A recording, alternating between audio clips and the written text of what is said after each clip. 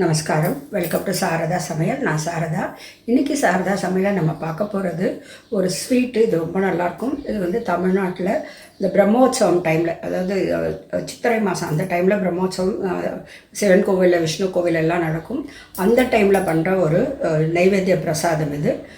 இது வந்து முருகன் கோவில்லையும் பண்ணுவாங்க. இது சுப்பிரமணிய சுவாமிக்கும் ஏற்ற ஒரு பிரசாதம். திருச்செந்தூரில் இது ரொம்ப ஃபேமஸான பிரசாதம், விசேஷமான ஒரு நைவேத்திய பிரசாதம். இது வந்து திருபாகம். என்னோடய சாரதா சமையல் சேனலுக்கு இன்றைக்கி 2000 சப்ஸ்கிரைபர்ஸ் வந்திருக்காங்க. அதை செலிப்ரேட் பண்ணுறதுக்காக தான் நான் இந்த திருபாகம் பண்ணியிருக்கேன்.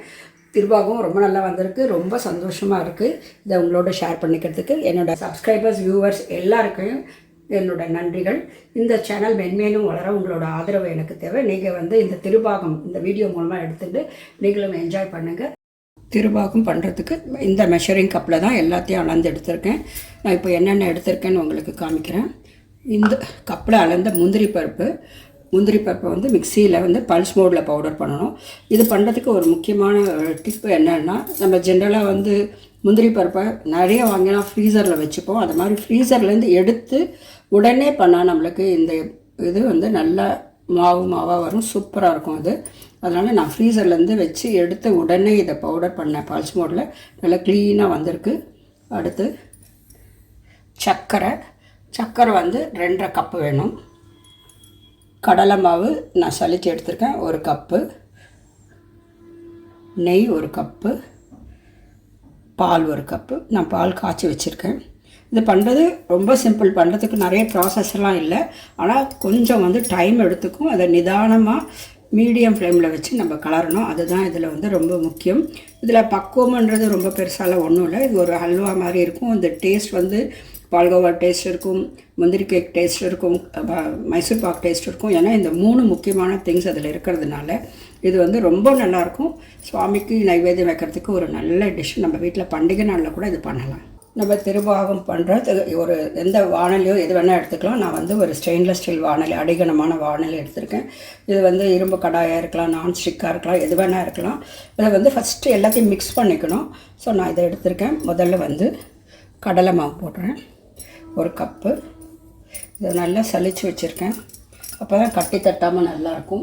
எல்லாம் நல்லா ஈஸியாக மிக்ஸ் பண்ணுறதுக்காக ஒன்று போட்ட பிறகு சர்க்கரை போட்டுடலாம். இதுக்கு 1 கப் சர்க்கரை நான் முதல்ல போட்டுறேன். கடலை மாவு சர்க்கரை நல்லா இதை மாதிரி கலந்து விடணும். கலந்து விட்டால் நம்ம வந்து கலரும் போது வந்து கட்டி இல்லாமல் ஈஸியாக கலர வரும். அடுத்து நம்ம இந்த முந்திரி பவுடர் போட போகிறோம். திருப்பி மீதி இருக்கிற சர்க்கரை மொத்தத்தையும் போட்டுடலாம். 1.5 கப்பு. மொத்தம் 2.5 கப்பு சர்க்கரை போடணும். 2.5 கப்பு சர்க்கரை போட்டுட்டேன். இப்போ இது வந்து நல்லா கலந்து விட்டுடலாம். அடுத்து இதில் பால் சேர்க்கலாம். பாலும் சர்க்கரையும் சேர்த்து இதை மாதிரி கலந்து விட்டால் சர்க்கரை வந்து கரைய ஆரம்பிச்சிடும். நல்லா இதை மாதிரி கலந்து கட்டியெல்லாம் இல்லாத ஸ்டேஜ் வந்த பிறகு தான் நம்ம ஸ்டவ்வில் வச்சு இதை கலர ஆரம்பிக்கணும். இந்த நெய்யில் நான் வந்து இப்போ பாதி அளவு நெய் விட்டுடுறேன். கொஞ்சம் வச்சுக்கலாம். நம்மளுக்கு கலரும் போது சம்டைம்ஸ் வந்து கலர கொஞ்சம் கஷ்டமாக இருக்கும். அந்த டைமில் இதை சேர்த்துக்கலாம். இப்போ இதை திருப்பி நல்லா கலந்து விட்டுடலாம். இப்போ வந்து இதை ஸ்டவ்வில் வச்சு கலர ஆரம்பிக்கலாம். நான் ஸ்டவ் பற்ற வச்சு இப்போ இந்த வானலி போட்டிருக்கேன். இப்போ வந்து இந்த சூடுக்கு சர்க்கரை வந்து உருக ஆரம்பிக்கும். கொஞ்சம் லூஸ் ஆகும். அப்போ ஈஸியாக இருக்கும் நம்ம கலரி விடுறதுக்கு. அப்படியே ஒரு 10 நிமிஷம் கண்டினியூஸாக கலர்னால் அது கொஞ்சம் வந்து கெட்டியாக ஆரம்பிக்கும். ஸோ ஒரு மீடியம் ஃப்ளேமில் வச்சு 10 நிமிஷம் கழித்து பார்க்கலாம். இந்த நெய்யெல்லாம் இழுத்துட்டு இப்போ கொஞ்சம் நெய் போடலாம். கெட்டியாக ஆரம்பிச்சிடுது.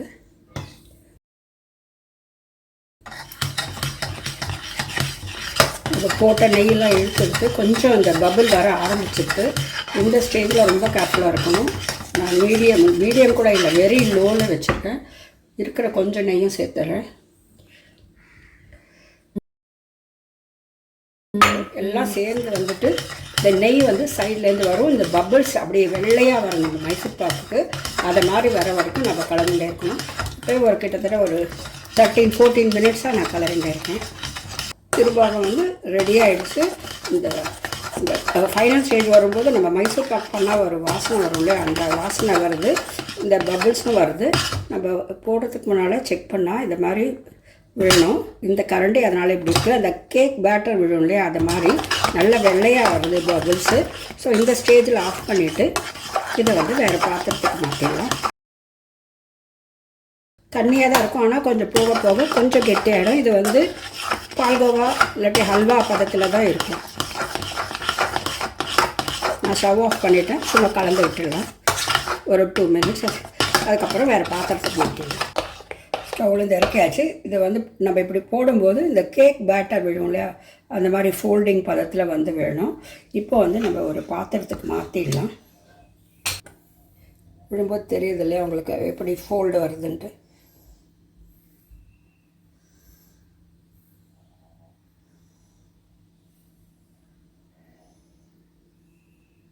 நான் இந்த பேசினில் கொஞ்சம் நெய் தடவி போட்டிருக்கேன்.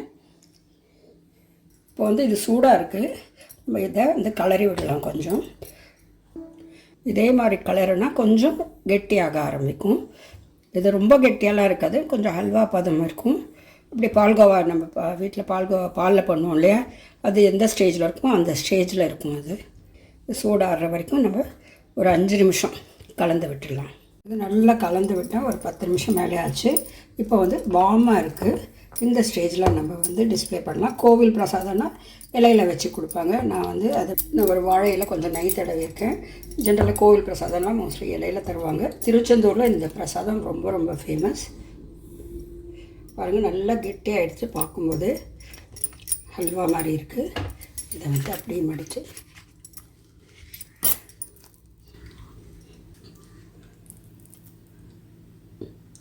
எப்படி இருக்குது பாருங்கள். சூப்பர் சாஃப்டாக இருக்குது. சாஃப்டான திருபாகம் ரெடி ஆகிடுச்சு. இதை வந்து நம்ம வீட்டில் வந்து பூஜை பண்ணுற அன்றைக்கி பண்ணலாம், நவராத்திரி எப்போ பண்ணலாம். இந்த சூப்பர் சாஃப்டான நல்ல ஹல்வா பதத்தில் இருக்கிற இந்த திருபாகம் ரொம்ப நல்லா ரெடி ஆகிடுது. சாஃப்டாகவும் இருக்குது, டேஸ்டியாகவும் இருக்குது. நாங்கள் கொஞ்சம் டேஸ்ட் பண்ணி பார்த்தோம், ரொம்ப நல்லாயிருக்கு. நீங்கள் வந்து உங்கள் வீட்டில் இதை கட்டாயமாக ட்ரை பண்ணுங்கள். நம்ம விரத நாள், பூஜை பண்ணுற அன்றைக்கி இல்லாட்டி விசேஷ நாள் கெஸ்ட்டு வந்தால் கூட இதை பண்ணலாம். எல்லாருக்குமே ரொம்ப ரொம்ப பிடிக்கும். நீங்கள் கட்டாயமாக ட்ரை பண்ணி பாருங்கள். உங்களுக்கும் இது ரொம்ப நல்லா வரும். இதுக்கு பதம்லாம் ஒன்றும் இல்லாததுனால கெட்டியாக சேர்ந்து வர வரைக்கும் நம்ம கலரிண்டே இருக்கணும். இதில் ஒரே ஒரு இது என்னென்னா டைம் மட்டும்தான் நம்மளுக்கு கொஞ்சம் ஜாஸ்தியாகும். நல்லா சாஃப்ட் அண்ட் டேஸ்டியான திருபாகம் ரெடி ஆகிடுச்சு. இந்த வீடியோ உங்களுக்கு பிடிச்சிருக்குன்னு நினைக்கிறேன். பிடிச்சிருந்தால் மறக்காமல் கமெண்ட் பண்ணுங்கள். இந்த வீடியோவுக்கு லைக் பண்ணுங்கள். வீடியோவை உங்கள் ஃப்ரெண்ட்ஸ் அண்ட் ரிலேட்டிவ்ஸ்க்கு எல்லாருக்கும் ஷேர் பண்ணுங்கள். இன்னொரு நல்ல வீடியோவில் உங்களை நான் சந்திக்கிறேன். நன்றி, வணக்கம்.